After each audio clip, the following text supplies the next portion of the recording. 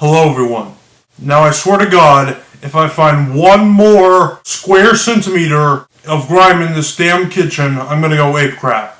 Nah, just kidding. I'm not a germaphobe. In fact, I'm more on the pig side of things than the Mr. Clean Ass Paradise side of things, you know what I'm saying? In other words, yeah, I'm not the most hygienic person out there, nor am I the least. And also, I know that the title makes no sense, like, we don't want germs or jerks. And also, they're kind of the same thing, but I digress. Now, I have already blogged about teeth and how to keep them clean. But now it's time to talk about the things that make us sick and dirty to begin with. I'll get into the different species of germs later, but I'd just like to state that there is such a thing as being too hygienic. If you try to get rid of all the germs in your life, then you'll never have time to rest. Like, think about it. You'll just keep living your life in fear. It's better to just accept that you'll feel like crap and get sick every now and then than to try to fight it off. Now, saying that does not imply that you shouldn't do anything. I mean, you should still wash your hands before a meal and try to brush your teeth at least twice a day, but now we should all know why we wash hands before eating.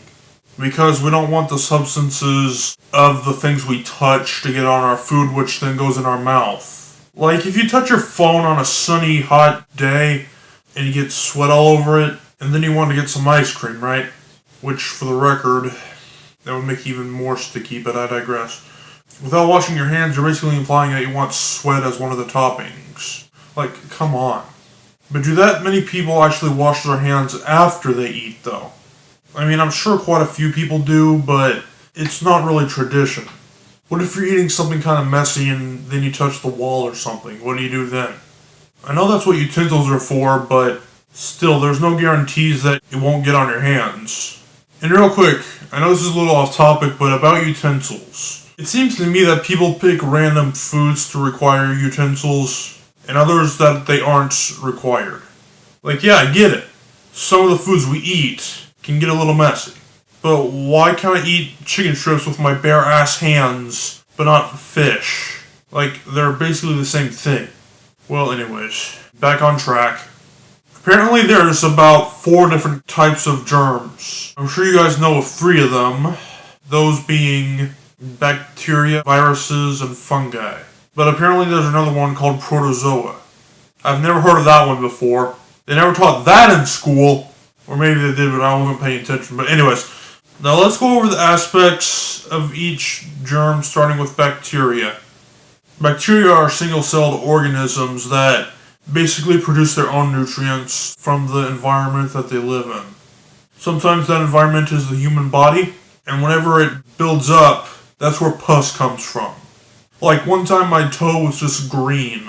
It's the most bizarre thing I've ever seen in my life. Well, probably not, but I just had a green toe once, and when I picked it out, not trying to gross anyone out, but it came out, and then blood came out, and then everything goes back to normal. But a green toe is pretty weird to see. Anyways, it's not always the human body that bacteria live in, however. It's sometimes outside the body. Not all bacteria are bastards, though, as some classifications of bacteria help us fight off the bad ones. And guys, I'm sorry if you feel like you're in some sort of science class. I'm trying to make this as interesting as possible, but I'm just reading off my notes here.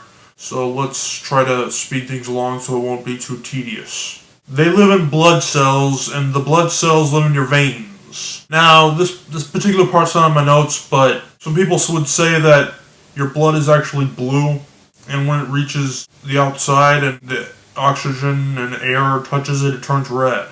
But as far as I know, that's false, because I'm pretty sure just the oxygen in your body makes your veins look blue, but I'm pretty sure it's red at all times. I could be wrong, but it's just that your veins are blue because the oxygen in your body. The blood inside the veins are red. You know what I'm saying? Anyways, back on topic. Now, not trying to give you too much personal information about myself, but I have a little bit of high cholesterol, if you know what I mean. I got some meat on my bones. If you eat too much stupid crap, it's going to clog your veins a little, and make it so harder for blood to flow through. It's not like terrible or anything. I'm not like the most obese person that's ever lived in this world, but I'm probably subject to germs more than other people are, which is unfortunate. But like I said earlier, I'm not a germaphobe, so I don't really care too much. But I'm still trying to keep myself clean. Anyways, Now, viruses are similar to bacteria, except they need to be inside something that's alive in order to live. Bacteria can be either way, but the viruses have to be inside a plant or a human or animal, whatever, something that's alive. They reproduce by splitting, and they can make you more unhealthy than an NC-17 film, which I don't want to talk about any examples of that. Fungi is sort of like a plant, and it doesn't get nutrients from soil. Instead, it steals it from other living things. So if you think of fungus, it's fungi. Okay, that's how it's pronounced. You don't say fungus. Okay? Okay. And I know that I've been talking about bacteria more than the viruses and the fungi combined, but I just found it from some website and that's the information I got it from, so we'll just have to deal with it, okay?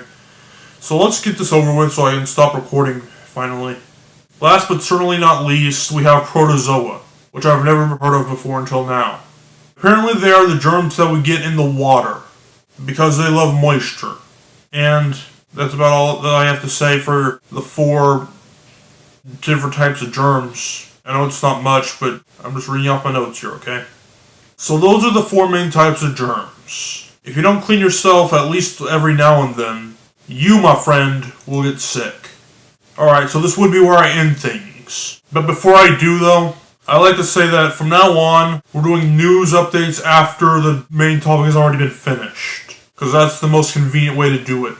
Also, we're in Season 7, I told you that in the last episode, which means I'll be doing this whole green screen thing a little bit more often, but I hope it'll work out well like it did here, because I don't want to do what I did in episode 80, and just do a bunch of takes and crap.